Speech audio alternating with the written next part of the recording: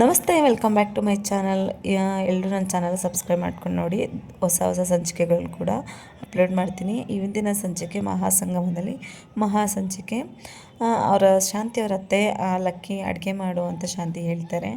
ಸರಿ ಅತ್ತೆ ನಾನು ಮಾಡ್ತೀನಿ ಅಂತೇಳಿ ಅವರು ಕೂಡ ಅಡುಗೆ ಮಾಡೋಕ್ಕೆ ಒಪ್ಕೊಂಡು ಶಾಂತಿ ಎಲ್ಲರೂ ಬಂದು ಕೇಳ್ತಾ ಇರ್ತಾಳೆ, ಏನು ಅಡುಗೆ ಮಾಡಬೇಕು ಎಲ್ಲರಿಗೂ ಹೇಳಿ, ಅದೇ ಅಡುಗೆ ಮಾಡ್ತೀನಿ ಅಂದಾಗ ರಂಗನಾಥು ಹಾಗೆ ಸೂರ್ಯ ಶಾಕ್ ಆಗ್ತಾರೆ. ಏನೇನು ಅಡುಗೆ ಮಾಡಬೇಕು ಅಂತ ಕೇಳೋಕ್ಕೆ ಬಂದಿದ್ದಾಳೆ ಅಂತೇಳಿ.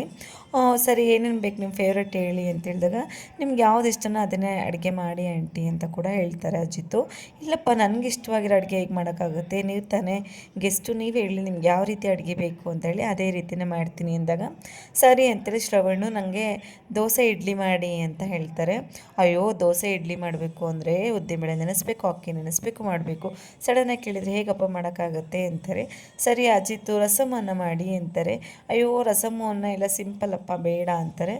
ಸತಿ ಅಂಜಲಿ ಇದ್ದಳು, ನಚಿಕೇತಿಗೆ ಚಪಾತಿ ಇಷ್ಟ ಅದನ್ನೇ ಮಾಡಿ ಅಂತಾಳೆ.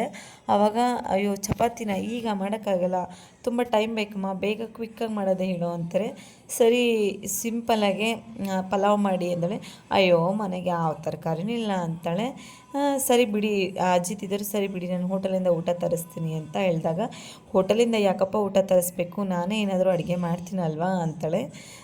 ಸರಿ ಆಯಿತು ಅಂದಾಗ ರಂಗನಾಥ್ ಬೈತಾನೆ, ಮೂದೇವಿ ಕುತ್ಕೊ, ನೀನು ಎಲ್ಲನೂ ಕೇಳೋಕ್ಕಿಂತ ಮುಂಚೆ ಊಟಕ್ಕೆ ಲೇಟ್ ಆಗುತ್ತೆ ಅಂತ. ಶ್ರವಣ್ ತುಂಬ ಹೊಟ್ಟೆ ಹಸ್ಕೊಂಡಿರ್ತಾನೆ. ನಿಜವಾಗ್ಲೂ ಇವತ್ತು ನಮ್ಗೆ ಊಟ ಸಿಗಲ್ಲ ಅಂತ ಹೇಳ್ತಾಳೆ. ದೇವಾಯನಿ ಕೂಡ ಸಿಟ್ಟು ಮಾಡ್ಕೊಂಡು ಕೂತಿರ್ತಾಳೆ, ಇವತ್ತೇನು ಊಟ ಸಿಗಲ್ಲ ನನಗೆ ಅಂತೇಳಿ. ಆವಾಗ ಸದ್ಯ ಊಟಕ್ಕೆ ಮಾಡದೇ ಇದ್ದರೆ ಸಾಕು ಶಾಂತಿ ಅನ್ಕೊಂಡು ರಂಗನಾಥ್ ಹೇಳ್ತಾರೆ, ಮೀನಾಗಿ ಹೇಳ್ತಾರೆ, ಮೀನಾ ನೀನೇನಾದರೂ ಅಡುಗೆ ಮಾಡಮ್ಮ ರುಚಿಯಾಗಿ ಅಂತ. ಅವಾಗ ಮೀನಾ ಜೊತೆಗೆ ಭೂಮಿ ಕೂಡ ನಾನು ಬರ್ತೀನಿ ನಿಮ್ಗೆ ಹೆಲ್ಪ್ ಮಾಡ್ತೀನಿ ಅಂದಾಗ, ಸರಿ ಆಯಿತು ನೀವು ಬನ್ನಿ ಭೂಮಿ ಅವರೇ ಅಂತಾರೆ. ಎಲ್ಲರದು ಲೀಸ್ಟ್ ಬರ್ಕೊಂಡು ಅಮ್ಮಂದು ಅಡುಗೆನೇ ಮುಗ್ದೋಗಲ್ಲ ಅಂತ ರಂಗನಾಥ್ ಕೂಡ ಟೀಕೆ ಮಾಡ್ತಿರ್ತಾನೆ. ಅವಾಗ ಸೂರ್ಯ ಹೇಳ್ತಾನೆ, ಸಿಂಪಲ್ ಶಾವಿಗೆ ಉಪ್ಪಿಟ್ಟು ಮಾಡಿ ಅಮ್ಮ ಬೇಗ ಆಗುತ್ತೆ ಅಂತ.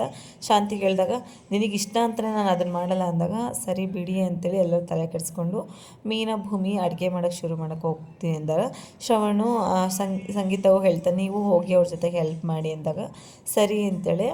ಆವಾಗ ರೋಹಿಣಿಗೂ ಕೂಡ ಶಾಂತಿ ಬೈತಾಳೆ, ನೀನೇನು ಕೂತ್ಕೊಂಡು ಕತೆ ಕಾಯ್ತೀಯಾ, ಹೋಗಿ ನೀನು ಅವ್ರಿಗೆ ಅಡುಗೆ ಹೆಲ್ಪ್ ಮಾಡು ಅಂತಾರೆ. ನಾನು ಅತ್ತೆ ಅಂತ ರೋಹಿಣಿ ಕೂಡ ಹೇಳ್ತಾನೆ, ನೀನು ಹೋಗ್ಬೇಕಮ್ಮ ಅಡುಗೆ ಮಾಡೋಕ್ಕೆಲ್ಲ ಕೂರದ ಅಂತಾರೆ.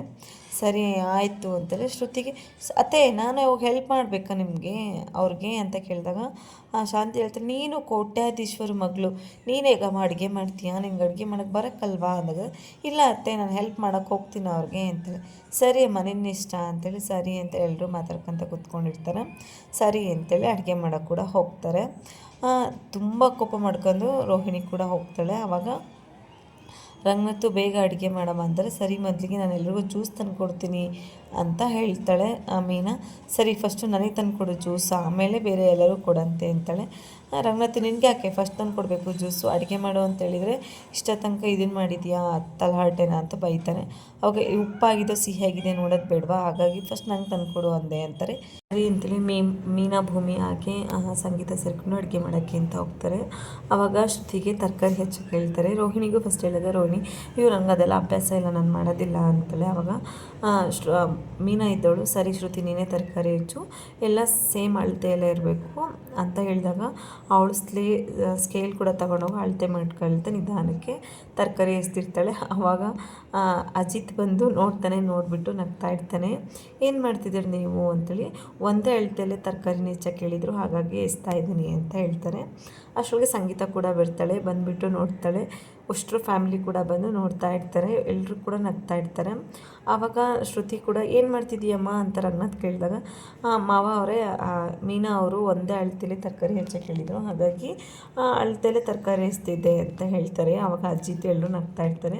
ರವಿ ಕೂಡ, ನೋಡಪ್ಪ ನೀನು ಒಂದು ಅಳತೆ ಸ್ಕೇಲ್ ತಗೊಂಬಂದು ನೀನು ಹೆಂಡತಿ ಜೊತೆ ಕೂತ್ಕೊಂಡು ತರಕಾರಿ ಹೆಚ್ಕೊಂತ ಕೂತ್ಕೊ ಅಂತ ಶಾಂತಿ ಕೂಡ ಹೇಳ್ತಾಳೆ. ನಾನು ಇದಕ್ಕೂ ಸಂಬಂಧ ಇಲ್ಲಪ್ಪ ಅಂತ ಎಂದು ಸರ್ಕಂತಾರೆ. ಸರಿ ಇನ್ನೇನೆಲ್ಲ ನಗ್ಬಿಟ್ಟು ಹೊರಡ್ತಾರೆ.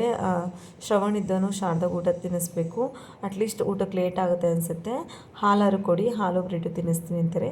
ಸರಿ ಅಂತೇಳಿ ಹಾಲು ಬ್ರೆಡ್ಡು ಕೊಟ್ಟು ಆವಾಗ ಶಾರದಾ ಶ್ರವಣ್ ಮಾತಿಗೆ ರೆಸ್ಪಾನ್ಸ್ ಮಾಡ್ಕೊಳ್ತಾ ನಗ್ತಾ ಇರ್ತಾಳೆ.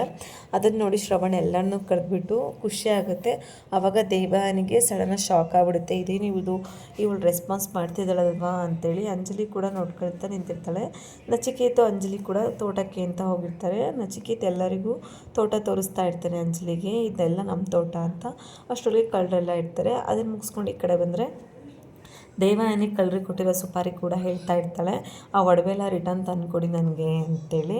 ಅವಾಗ ಎಲ್ಲ ಶಾಕ್ ಆಗಿರ್ತಾಳೆ ಅವಳು, ನೀವು ಕೇಳಿ ಒಂದು ಕೆಲಸ ಕೂಡ ಮಾಡಲ್ಲ ಅಂದಾಗ ಅಜಿತ್ ಹೇಳ್ತಾರೆ, ನಾನು ಯಾರು ಕದ್ದಿರೋದು ಅಂತ ಒಂದ್ಸರಿ ಕಂಡು ಹಿಡಿತೀನಿ ಅಂತಾರೆ. ಸೂರ್ಯ ಕೂಡ ಸರಿ ಹಾಗೆ ಮಾಡಿ ಕಂಡು ಹಿಡಿಬೇಕು ಪೊಲೀಸಪ್ಪ ಅಂತಿರ್ತಾನೆ.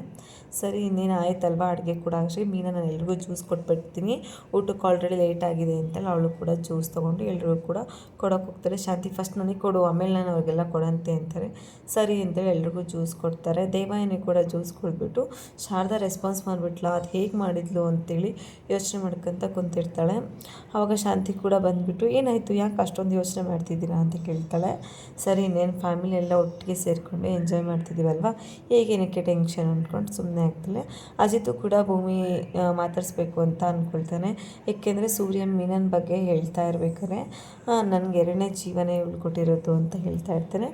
ಅದನ್ನು ನೋಡಿಬಿಟ್ಟು ಅವಳಿಗೆ ಅಜಿತ್ಗೆ ಸ್ವಲ್ಪ ಬೇಜಾರಾಗುತ್ತೆ. ಆವಾಗ ಭೂಮಿ ಹತ್ರ ಹೋಗಿ, ಭೂಮಿ ಇವತ್ತೇ ಲಾಸ್ಟು, ಇನ್ನು 2 ವೀಕ್ಸ್ ಆಮೇಲೆ ನಾವು ಇಟ್ಟೋಗಬೇಕು ಅಂತ ಭೂಮಿ ಕೂಡ ಹೇಳ್ತಾ ಇರ್ತಾಳೆ. ಆವಾಗ ಅಜಿತ್ ಕೂಡ ತುಂಬ ಬೇಜಾರು ಮಾಡ್ಕೊಳ್ತಾನೆ. ಇಂದಿನ ಎಪಿಸೋಡು ಈ ರಂಜಿಕೆ ಇಲ್ಲಿಗಿತ್ತು. Thank you.